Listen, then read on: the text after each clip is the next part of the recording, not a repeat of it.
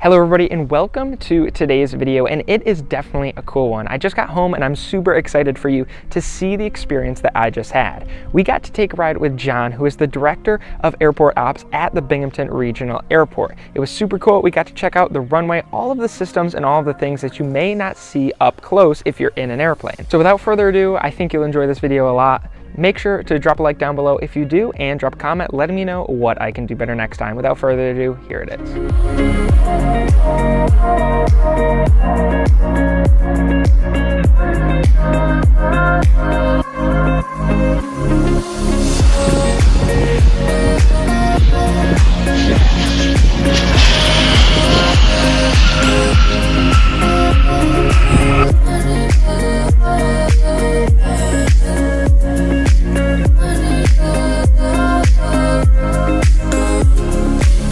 Hi, I'm John Rodisi, Airport Operations Specialist and the Airport Security Coordinator. Our mission is to make sure that we have the airport in compliance with Airport Part 139, actually the 139 regulations, and TSA 1542 regulations. So we're kind of a regulatory agency, making sure everything is in compliance with everything to hold a certificate as an airport.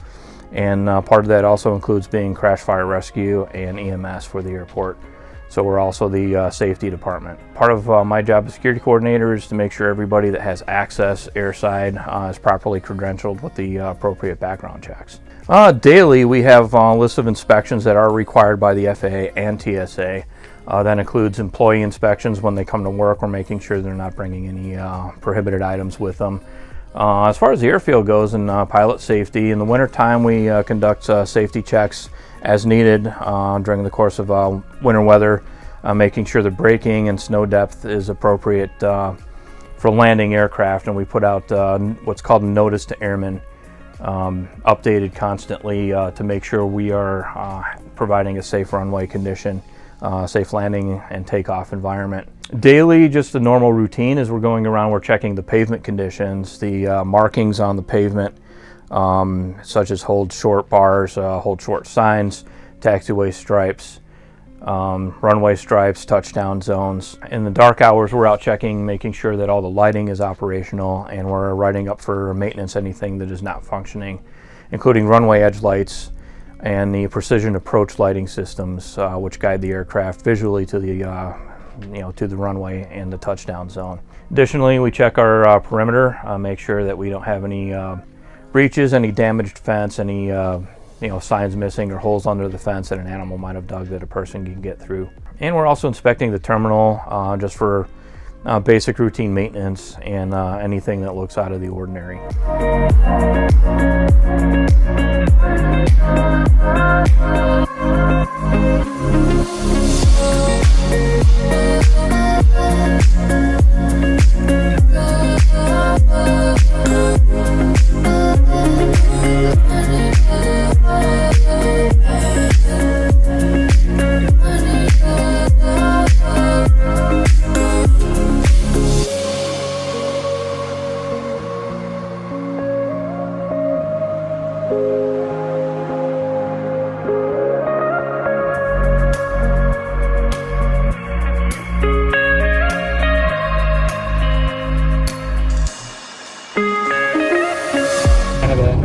So when we're out here checking this right now, you can see the PAPIs. What I need to see on the ground level is 4 red lights. So the 4 red right there indicates to me that it's aimed properly. If I'm seeing any white, we know that it's not. We see anything leaning on that system right there, that means it's it needs to be recalibrated. Over here you can see that thing over here that looks like a little U on top of the stick. That's the RVR. That gets the visibility at this end of the runway, and then that's your offset localizer, actually a glide slope for this this runway right here. That gives you your vertical information to the runway, with the goal of setting you down right inside these boxes right here, which is the touchdown zone. And that's why they line up.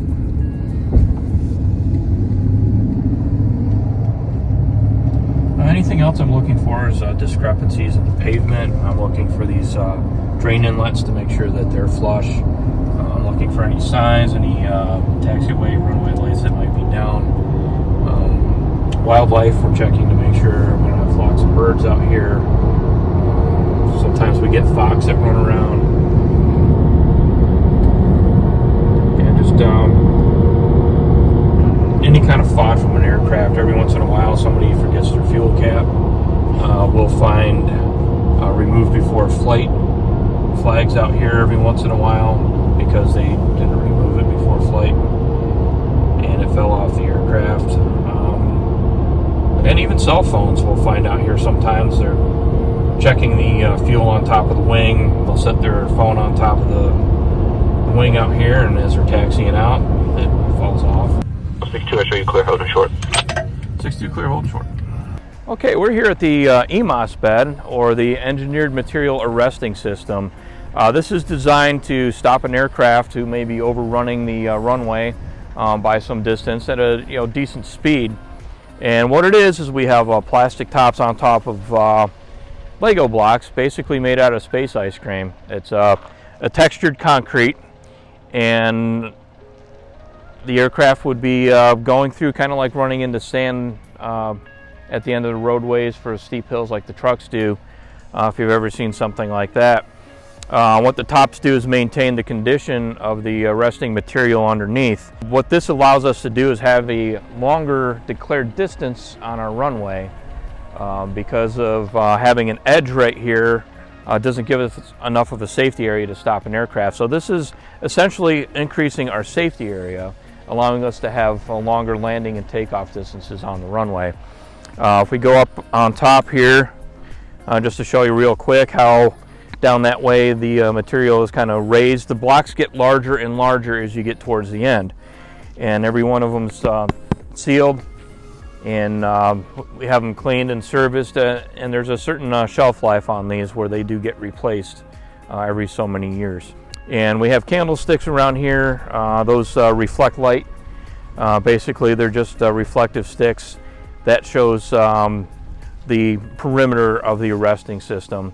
And then you can see the yellow paint on there. Those are chevrons, and that's pointing pilots who might be landing on runway 34 towards the actual runway, so nobody actually lands on here, because that would be a pretty bad day.